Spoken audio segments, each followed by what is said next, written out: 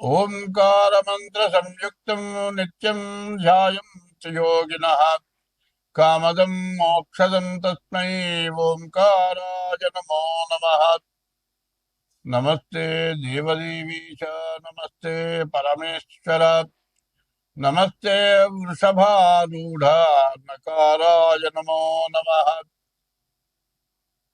మహాదేవం మహాత్మానం మహాపాతకనాశనం మహాపాపహరం వందే నకారాయ నమో నమః. శివం శాంతం జగన్నాథం లోకానుగ్రహకారణం శివమేకపరం నిత్యం శకాశికారాయ నమో నమః. వాహనం వృషభో యశ్చ వాసుకీ కంఠభూషణం వామే శక్తిధరం వందే వకారాయ నమో నమః. యత్ర కుత్ర స్థితం దేవం యత్ర కుత్ర స్థితం దేవం యత్ర కుత్ర స్థితం దేవం శికారాయ నమో నమః. కొత్త సంవత్సరం 2006 జనవరిలో కొత్త సంవత్సరం పండుగ చేసుకున్నారు జనం. కానీ మన పండగ మాత్రం కాదు. అది ఇంగ్లీష్ వాళ్ళ పండగ. మన కొత్త సంవత్సరం తెలుగు సంవత్సరాది. ఈ తెలుగు సంవత్సరాది మనం చేసుకోవాల్సిన పండగ. ఈ తెలుగు తిరగదిప్పాల్సి వచ్చింది. తెగులు సంవత్సరాది. తెలుగుకి తెగులు పుట్టింది. ఎందుకంటే చదువుకునే పిల్లలు ఇంగ్లీష్లో తప్పితే తెలుగు రాయటం చేత కాదు, తెలుగు చదవటం చేత కాదు. అసలు తెలుగు అంటే, తెలుగు సంవత్సరం అంటే ఎందుకు ఈ పండగ? అసలు తెలుగు సంవత్సరాన్ని పండగ చేసుకోవటం అంటే ఏమిటి? మరి ఎందుకు చేసుకోవాలి? తెలుగు సంవత్సరాది పండగ చేస్తే మనకు వచ్చే ప్రయోజనం ఏమిటి అనేది మనం తెలుసుకోవాలి. మరి ఇంగ్లీష్ సంవత్సరాది అంటే డిసెంబర్ నెల రాత్రి 12 గంటలప్పుడు పండుగ చేస్తున్నారు, అర్ధరాత్రి పూట. ఇది మనం ఉదయం సూర్యోదయాలు చేస్తున్నాం. ఇది మనం చేసే పండగ చాంద్రమానం, సూర్య చంద్రులతో కూడుకున్న పండగ. ఇది ఉగాది అంటారు. సంవత్సరాది ఉగాది. మామూలుగా మాట్లాడేది ఉగాది, తెలుగు సంవత్సరాది అంటారు. సంవత్సరం మొదలు సంవత్సరాది. కానీ ఇది యుగాది, యుగాది అంటారు. యుగం ఆది, యుగం మొదటి రోజు. ఇది ఈ యుగాది ఎట్లా ఉంటుంది? ఇప్పుడు మనకు వచ్చే యుగాది ఏమిటా అంటే 2026 సంవత్సరం మార్చి నెల 19వ తారీఖు యుగాది వచ్చింది. యుగ ఆది, యుగానికి ఆది మొదటిది. అది ఆ యుగాది పండుగ మనం చేసుకుంటున్నాం. ఈ సంవత్సరం పేరు ఏమిటా అంటే పరాభవ నామ సంవత్సరం. పరాభవ అంటే ఏంటి? పరుల చేత వంచింపబడటం పరాభవం. మరి ఇతరుల చేత వంచింపబడే పేరుగా కనపడుతుంది పరాభవ నామ సంవత్సరం. ఇప్పుడు మన భారతదేశానికి కూడా అదే సమస్య తయారైంది. మరి ఈ భారతదేశం ఎటువంటిది? ఈ భారతదేశం ఎట్లాంటిదంటే ఎప్పుడు కూడా దైవాన్ని నమ్ముకున్నటువంటి వ్యక్తులు, దైవం మీద నమ్మకం ఉన్నవాళ్ళు, మంచి మీద నమ్మకం ఉంది. మన నుంచి ప్రతి జీవరాశిని కూడా దైవంతో సమానంగా చూస్తున్నాం. 84 లక్షల రకాల జీవరాశులు ఉన్నాయి. ఈ 84 లక్షల జీవరాశుల్లో కూడా ఆకాశంలో తిరిగేవి 21 లక్షలు. భూమి పైన చెట్లతో సహా 21 లక్షలు. భూమిలో కుప్పల 21 లక్షలు. సముద్రంలో 21 లక్షలు. 21లో 84 లక్షల జీవరాశులు. మన ఈ భారతదేశంలో ఉన్నటువంటి ఈ హిందూ సాంప్రదాయం యొక్క లక్షణం ఏంటంటే ఏ జీవరాశిని కూడా హింసించడం, మన ధర్మం కాదు. హింసకి దూరంగా ఉండటమే మన ధర్మం. మరి హింసకి దూరంగా ఉండటం అనేది శాకాహారం తింటమే జరుగుతుంది. శాకాహారం కూడా ఒక రకంగా హింస. ఎందుకంటే ఒక పండు ఉంది, దాని విత్తనం వేస్తే మొక్క వస్తుంది. మొక్క వచ్చిందంటే జీవం ఉన్నట్టే. మరి మన హిందూ ధర్మంలో పండి రాలిపోయిన ఆకులు తింటే హింసకి దూరంగా ఉన్నట్టు. అటువంటి మనస్తత్వం గల మరి మతం మన హిందూ మతం. ఈ హిందువులు ఈ భారతదేశంలో ఎవరిని హింసించేటువంటి లక్షణాలు లేవు. ఎవరిని ఎందు ద్వేషం లేకుండా ఉంటాం. అందరితో మతం అంటే సమ్మతం, సమ్మతము మతము. ఈ సమ్మతం అంటే అందరితో కలిసి ఉండటమే సమ్మతం. ఎవరితో కూడా విడిగా ఉండకపోవటమే సమ్మతం. ఈ మతం యొక్క స్వభావం ఎవరి ఎందు ద్వేషం లేదు. అట్లా ఉండబట్టి మన భారతదేశంలో అన్ని దేశాల వాళ్ళు, ప్రపంచ దేశాల్లో ఉన్నటువంటి వాళ్ళు, మన మతం కాని వాళ్ళు, అనేక రకాల మతస్థులు, అనేక రకాల భాష ఉన్నవాళ్ళు అందరూ కూడా మన హిందూ దేశంలో జీవిస్తూ ఉన్నారు. వాళ్ళందరూ కూడా ఉండటానికి, జీవించడానికి అవకాశం మనం ఇచ్చాం. ఎవరెందు ద్వేషం లేకుండా ఉన్నాం. కానీ ఇది ఈ ఉగాది సంవత్సరం ఎట్లా ఉంది అనేది మనం చెప్పుకోవాలి. ఎందుకంటే ఎటువంటి కష్టాన్నైనా సరే ఓర్చటం మన హిందూ మతం యొక్క సమ్మతం. ఎట్లా ఉంది అంటే మన దేశానికి వచ్చి, ఇక్కడ జీవితం బతకడానికి వచ్చి, మన మీద మనల్ని ఇబ్బంది పెట్టి, మన పరిపాలన పోగొట్టి వాళ్ళ పరిపాలన వచ్చి మనల్ని హింసించినా కూడా వాళ్ళని ద్వేషించలే మనం. కానీ ఎవరు ఎంతమంది మనల్ని ఇబ్బంది పెట్టినా చివరికి వాళ్ళ తప్పు వాళ్ళు తెలుసుకునేటట్టుగా చేసిన మతమే ఈ హిందూ మతం. ఈ మతం యొక్క లక్ష్యం ఇది. ఈ హిందూ మతంలో యుగాది సంవత్సరం, ఈ యుగాది అనేది ఎట్లా ఉంది, ఈ యుగాదికి ఏం చేయాలి, ఈ యుగాది ఎట్లా చేయాలి? శ్రీకళ్యాణ గుణావహం. అందరూ, ఏ మతస్థులు కానీ ఎవరైనా కానీ అందరూ సుఖంగా సంతోషంగా ఉండటం, ఆనందంగా ఉండటం. ఆనందం కలగాలంటే వాళ్ళ ఇంట్లో ఏదో మంచి కార్యం, ఓ పిల్లవాడు పుట్టడం, ఓ పెళ్లి జరగటం, లేకపోతే ఉద్యోగం రావటం, ఏదో ఆనందమైంది, అది కళ్యాణం. శ్రీకళ్యాణ గుణావహం. రిపుహరం. మనకు శత్రుత్వం లేకుండా అందరితో ఉండటం, రిపుహరం. దుస్వప్న దోషాపహం. మనకు కళలు వస్తుంటాయి రాత్రిపూట. ఆ వచ్చిన కళ ఎట్లా ఉంటుందంటే నిద్ర లేచి మెళుకు వచ్చిన తర్వాత కూడా నిజంగా జరిగినట్లే. ఎట్లా ఉంటుంది? మన ఇంట్లో ఎవరో వాళ్ళు చచ్చిపోయినట్టుగా కళ వచ్చింది అనుకోండి, లేచిన తర్వాత వాళ్ళు చూసిన దాకా కూడా వాళ్ళు బతికుని లేదు, చచ్చిపోయినారు అనుకుంటాం, అంత భయపడతాం. దుస్వప్న దోషాపహం. గంగా స్నాన విశేష పుణ్యఫలదం. ఈ ఉగాది రోజున గంగా స్నానం చేసిన ఫలితం రావాలి. గోదాన తుల్యం రుణాం. దూడతో కూడిన గోవును దానం ఇచ్చిన ఫలితం వస్తుంది. ఈ ఉగాది రోజున ఎటువంటిది మనకు శుభకార్యాలు జరుగుతాయి. తర్వాత గంగా స్నానం చేసిన విశేషమైన పుణ్యం వస్తుంది.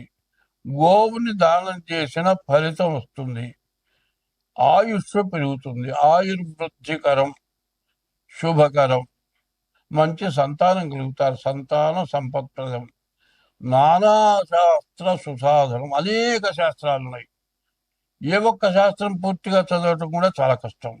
ఈ యుగాది రోజున నానా శాస్త్రాలు చదివినంత ఫలం వస్తుంది. ఈ సంవత్సరాది పండుగ చేస్తే సముచితం పంచాంగం ఆకర్ణ్యతం.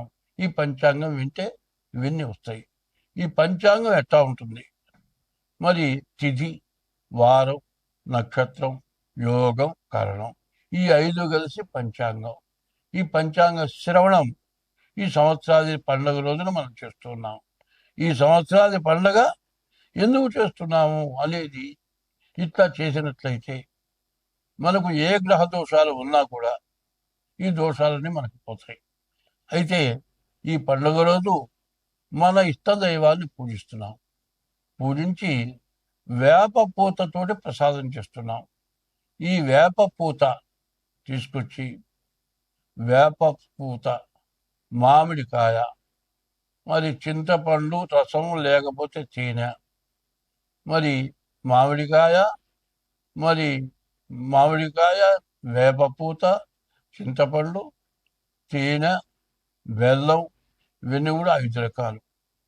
చేదు, పులుపు, వగరు, తీపి. మరి ఈ 5 రకాలు షడ్రుచులు అంటారు. 6 రుచులు. ఇందులో నీళ్లు కూడా కలుస్తున్నాయి. 6 రుచుల పదార్థాలను పెట్టి నివేదన పెట్టి దేవుడికి ఆ ప్రసాదం మన నోట్లో వేసుకున్నాం. ఆ నోట్లో వేసుకుని జల్లు అంటుంది ఒళ్ళు. ఎందుకంటే ఎటువంటి కష్టానికి, ఎటువంటి సుఖానికి కూడా దడవకుండా మేము ముందుకు వెళ్తాము అని చెప్పుకోవటానికే ఈ వేప పూత ప్రసాదం. దేవుడు పూజ చేసి వేప పూత ప్రసాదం తింటున్నాం. అయితే ఈ సంవత్సరం ఫలితం ఏమిటి మనం తెలుసుకోవాలి. ఎందుకంటే 2025 నుంచి ఎక్కువగా పాపగ్రహాల యొక్క ఆధిపత్యం ఎక్కువ ఉంది. నవనాయకులు అన్నారు. సూర్యుడి దగ్గర నుంచి కేతు వరకు 9 మంది గ్రహాలు. ఈ 9 గ్రహాల్లో పాపగ్రహాల యొక్క బలం ఎక్కువగా ఉంది. అంటే దానివల్ల ఏమిటంటే దుర్మార్గుల యొక్క బలం ఎక్కువగా ఉంది, మంచివాళ్ళ యొక్క బలం తక్కువగా ఉంది. దుర్మార్గుల బలానికి మంచివాళ్ళు దొంగిపోవాల్సి వస్తుంది, ఎన్నో కష్టాలు పడాల్సి వస్తుంది. ఇట్లా జరగడానికి కారణం ఏమిటో మనం ముందుగా తెలుసుకుందాం. ఇప్పుడు గురువారం 2026 మార్చి నెల 19వ తారీఖు గురువారం రోజు యుగాది వచ్చింది. ఏ వారం వచ్చిందో ఆ వారం గురువుకి సంబంధించిన వారం కాబట్టి గురువు రాజైనాడు. తర్వాత మంత్రి కుజుడైనాడు. తర్వాత సేనాధిపతి చంద్రుడు, మరి సస్యాధిపతి శుక్రుడు, ధాన్యాధిపతి కుజుడు, అర్ఘ్యాధిపతి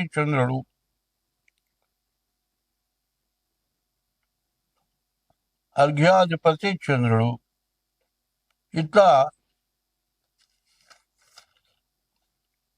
మేఘాధిపతి చంద్రుడు, రసాధిపతి సూర్యుడు, నీరసాధిపతి శుక్రుడు. ఇట్లా ఈ 9 గ్రహాలు మనకు వచ్చినాయి. ఈ 9 గ్రహాల యొక్క ఆధిపత్యం వచ్చింది. దీనివల్ల మనకు వచ్చే ఫలితం ఏమిటి? గురువు రాజు అవటం చేత, గురువు బ్రాహ్మణ జాతి గ్రహం కాబట్టి ఎవరు ఏం తప్పు చేసినా వాళ్ళ మంచే కోరుతారు. ఇప్పుడు రాజు యొక్క స్వభావం ఏంటంటే చెప్పిన మాట విని దండించడం జరుగుతుంది, అన్ని కళ్ళతో చూడటంలే. కానీ రాజు గురువు అవటం చేత బ్రాహ్మణ జాతి గ్రహం అయిన తర్వాత ఎవరు ఏది చెప్పినా కూడా దాన్ని విచారించి వాళ్ళని మరణ శిక్ష వేసే వాళ్ళని కూడా మరణ శిక్ష వేయకుండా వాళ్ళ తప్పేదో తెలియచేసి వాళ్ళని బాగా చూడటం, ప్రపంచాన్ని చక్కగా పరిపాలించటం రాజు అయినటువంటి గురువు యొక్క లక్షణం. ఈ సంవత్సరం రాజు గురువైనాడు. ప్రజలంతా కూడా సుభిక్షంగా, ఆనందంగా, సుఖంగా, సంతోషంగా బతకటానికి మంచి అవకాశం ఒకటి కనపడుతుంది. అయితే కష్టాలు ఎన్నైనా రావచ్చు. అన్ని కష్టాలను కూడా తప్పించుకొని రాజు గురువు అవటం చేత మనమంతా కూడా సుఖంగా, సంతోషంగా ఉంటాం. మంత్రి కుజుడు. ఈ కుజుడు రక్త సంబంధమైన వాడు.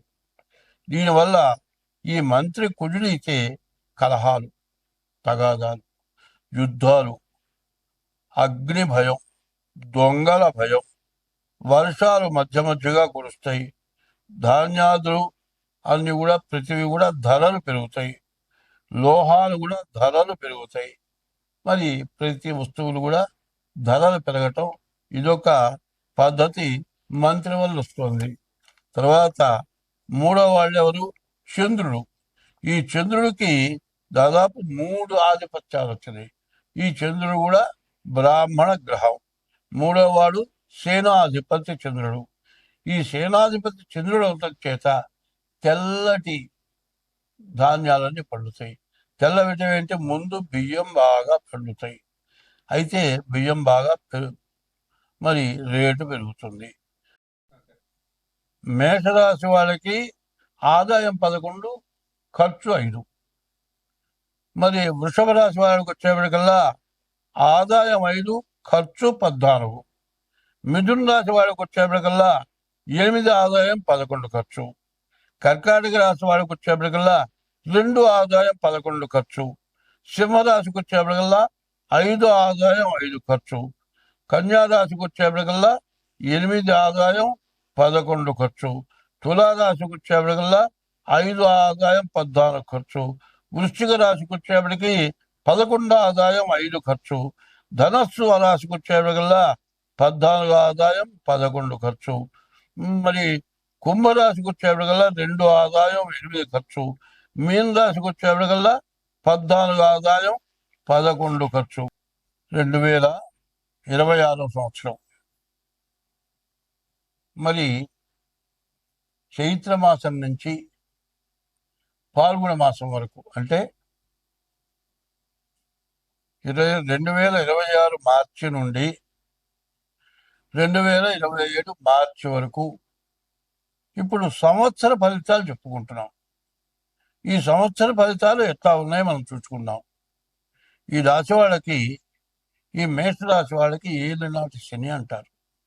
ఈ ఏలినాటి శని మరి మార్చి 25 మార్చి 30తో ఏలినాటి శని ప్రారంభమైంది. ఈ ఏలినాటి శని ఇప్పటికి సంవత్సరం అయింది. ఏలినాటి శని అంటే 7 సంవత్సరాల 6 మాసాలు, 6 నెలలు ఉంటుంది. 1 సంవత్సరం అయిపోయింది ఇప్పటికీ. ఇక 6 సంవత్సరాల 6 నెలలు ఏలినాటి శని. ఇది ఈ సంవత్సరం ఏలినాటి శని మొత్తం 7 సంవత్సరాల 6 మాసాలు. ఇప్పుడు 26 వచ్చింది. 25, 26, 27, 28, 29, 30, 31, 32 జూన్ వరకు. ఇది 2025 మార్చి 30 నుండి 27 జూన్ వరకు కూడా. ఇది ఏలినాటి శని 7 సంవత్సరాల 6 మాసాలు. వీళ్ళకి చాలా క్రిటికల్ అయినటువంటి సమయం. ఇది ఎట్లా ఉంటుందనేది తెలుసుకోవాలి.